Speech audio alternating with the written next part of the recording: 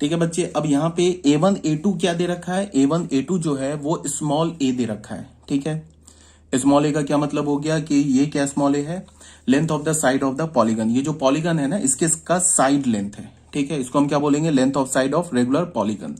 ठीक है, अब ये जो OA1 है, OA1 क्या है, distance of centre from the vertex.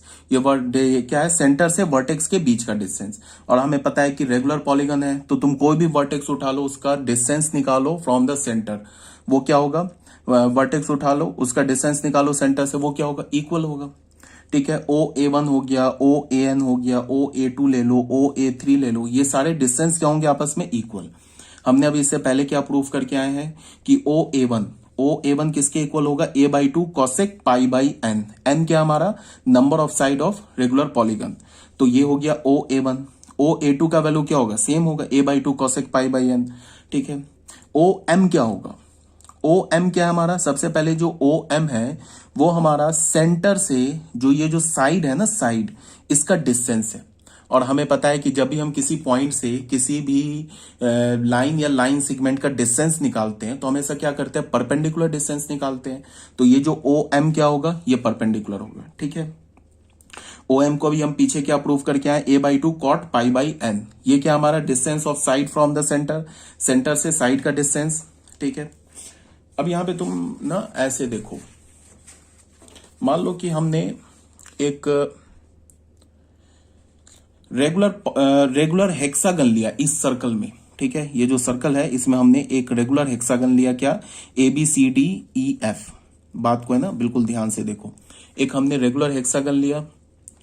अब यहां पे हमने क्या किया कि इस हेक्सागन का सेंटर और सर्कल का सेंटर आपस में कॉन्साइड करेगा। अब हेक्सागन का सेंटर क्या होता है, हेक्सागन का सेंटर एक ऐसा पॉइंट है जिस पॉइंट से सारे वर्टेक्स के बीच का डिस्टेंस क्या हो, इक्वल हो। तो सर्कल का सेंटर हेक्सागन का सेंटर कॉन्साइड करेगा। और ये जो सर्कल दिख रहा है ना, ये सर्कल, ये हेक्सागन के का जो वर्टेक्स है ना, इस सर्कल के सरकमफ्रेंस पे लाई कर रहा है। तो हम क्या बोलेंगे, इस सर्कल को सरकमस्क्राइबिंग सर्कल। हम बोलेंगे कि ये जो सर्कल है ना, ये हेक्सागन को सरकमस्क्राइब कर रहा है। ठीक है, तो मान लो कि हमने ले लिया ये, इसे O ले लिया। ठीक है, इसको हमने A से ज्वाइन कर दिया, B से ज्वाइन कर दिया, इन सारे वर्टिसेस से हमने इसको ज्वाइन कर दिया। तो कितने ट्रायंगल्स बनेंगे, 6 ट्रायंगल्स बनेंगे। ठीक है, और सारे ट्रायंगल्स क्या होंगे, सारे ट्रायंगल्स जो होंगे कॉन्ग्रुएंट होंगे। उसके बाद ये एंगल ले लूं, ये एंगल, ये सब एंगल्स क्या होगा, आपस में इक्वल होगा। और इन सारे एंगल्स का सम क्या होगा, 2 पाई। एक कंप्लीट रोटेशन हो रहा है, रिवॉल्यूशन हो रहा है, तो इन सारे एंगल्स का सम क्या हो जाएगा, 2 पाई। ठीक है, उसके बाद क्या है कि ये सारे एंगल्स इक्वल भी हैं, बिकॉज सारे ट्रायंगल्स जो बन रहे हैं ना, 6 ट्रायंगल्स, ये क्या हो रहा है, कॉन्ग्रुएंट हो रहे हैं। तो कॉन्ग्रुएंट है तो ये सारे एंगल्स क्या होंगे, इक्वल होंगे। और सारे एंगल्स का सम क्या होगा, 2 पाई। तो एक एंगल किसके इक्वल होगा, 2 pi by 6, that is pi by 3। Pi by 3 का मतलब 60 डिग्री। ठीक है, अब अगर मैं बोलूं कि OA क्या है, OA बोल दो या OB, OC, OD, OE, OF, कुछ भी बोल दो, वो सब इक्वल है। तो OA क्या है, ये है हमारा R, स्मॉल r, ये सब r के इक्वल है। ये किस क्या, इसको हम क्या बोलेंगे, रेडियस ऑफ द सर्कल। ये क्या हो जाएगा, सर्कल का रेडियस। इसको हम बोलेंगे रेडियस ऑफ द सर्कल। ठीक है, अब ये रेडियस ऑफ द सर्कल हो गया। अभी हमने क्या पढ़ के आए कि किसी भी पॉलीगन के वर्टेक्स से जो सेंटर का डिस्टेंस होता है वो क्या होता है, a/2 cosec pi by N.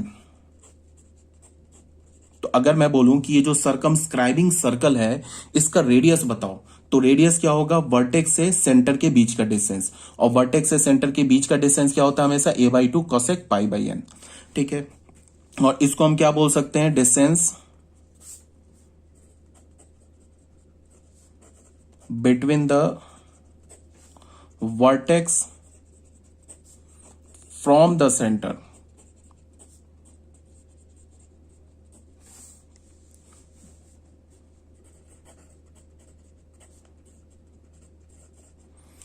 ठीक है, और ये हमारा क्या हो गया, सरकमस्क्राइबिंग सर्कल हो गया। इसको हम बोलेंगे कि ये जो सर्कल है ना, ये सरकमस्क्राइब कर रहा है,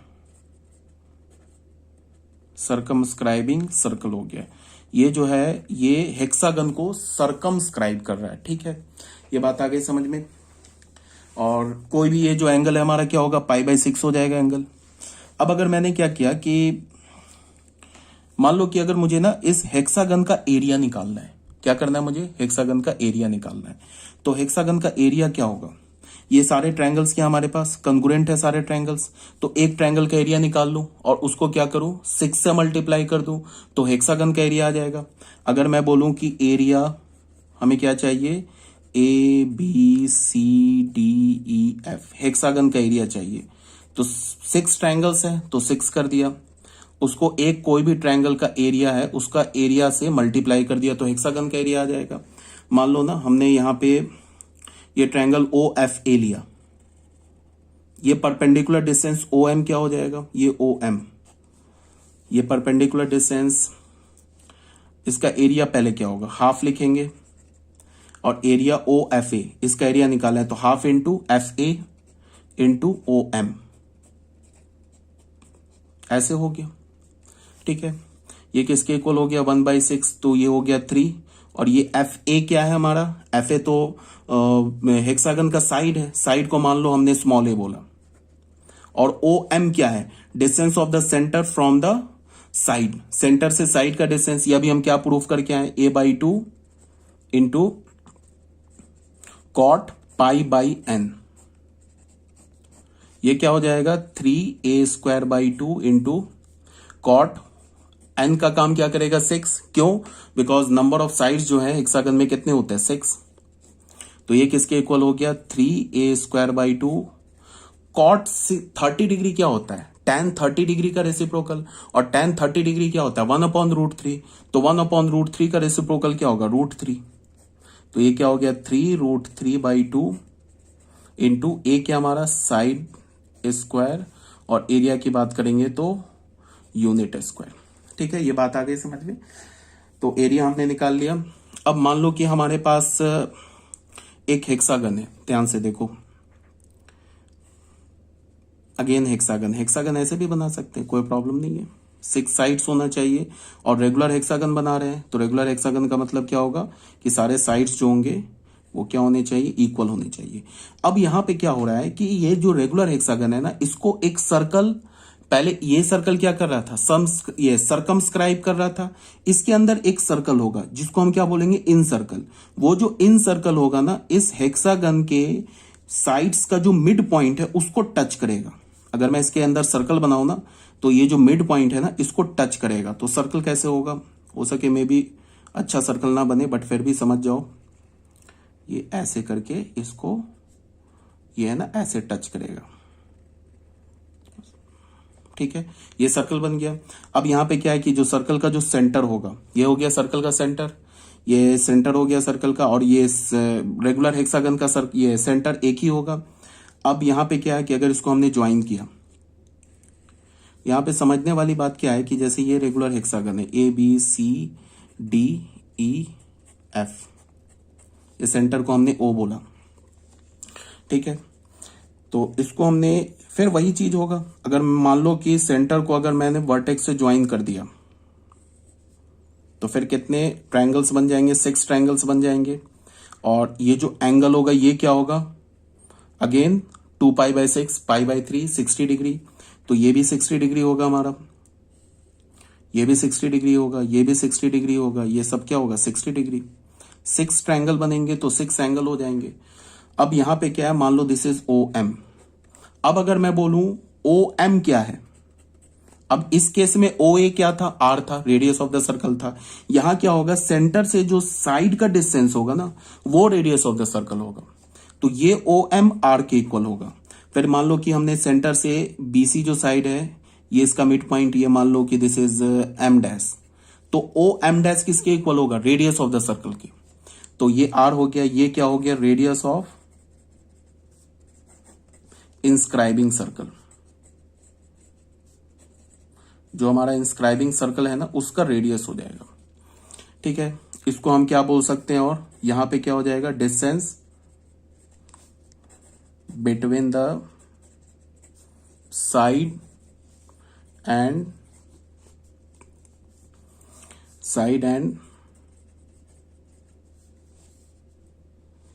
सेंटर ऑफ द सर्कल।